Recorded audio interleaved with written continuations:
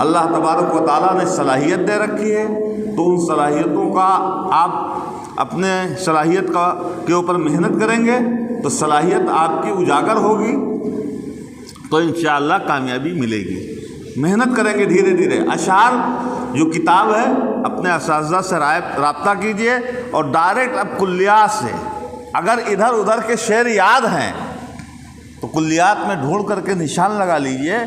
جیسے بہت سے اشعار ہیں، علامہ اقبال کے ہیں، حالی کے ہیں، مرزا غالب کے ہیں، ادھر ادھر کتابوں سے آپ لوگوں نے یاد کیا ہے تو تصدیق کے طور پر اس میں آپ نشان لگا لیجئے۔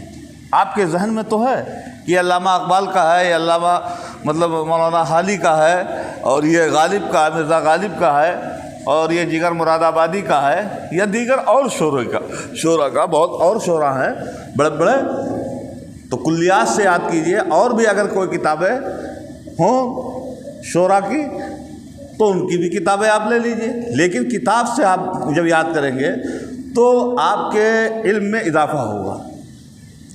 اور شعر و شاعری اس سے آپ لوگ بھاگیے نا، نثر ایک ہے اور ایک نظم۔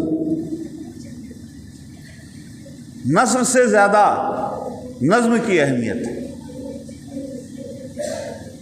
نثر کو، اور نثر جو ہے 2 4 5 صفحہ چیز، نظم کہتے ہیں 5 صفحہ کی چیزوں کو آپ 2 شعر کے اندر پیوست کر دیں گے۔ بات سمجھے؟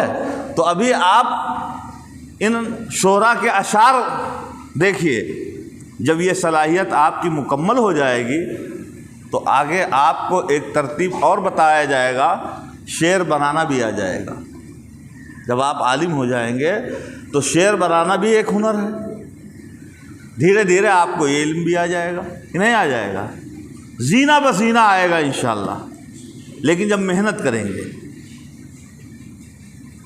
جو آپ کے تدریسی اسباق ہیں ان کے اوپر محنت کرنے کے ساتھ ساتھ نعت ہے، تقریر ہے، بیت بازی ہے، اس پہ محنت کریں گے تب انشاءاللہ آپ کامیاب ہوں گے، مکمل طریقے سے قیادت اور سیادت کر سکتے ہیں۔ اور اگر آپ تھوڑی سی لاپرواہی کریں گے تو پھر آپ میدان سے بالکل باہر رہیں گے۔ بہت سارے علماء سرٹیفکیٹ لیے ٹہلت ہیں، نہ تقریری صلاحیت، نہ تحریری صلاحیت، نہ کتابی صلاحیت، تو ان کو کون پوچھے گا؟ کوئی پوچھے گا؟ اور اگر دیکھا گیا کہ بہت سے مولوی عالم ہیں، اگر کتابی صلاحیت ہے تو کئی حدیث پڑھا رہے ہیں، فقہ پڑھا رہے ہیں، تفسیر پڑھا رہے ہیں۔ تقریری صلاحیت ہے تو تقریر کرنے کے لیے جا رہے ہیں، لوگ بلا رہے ہیں۔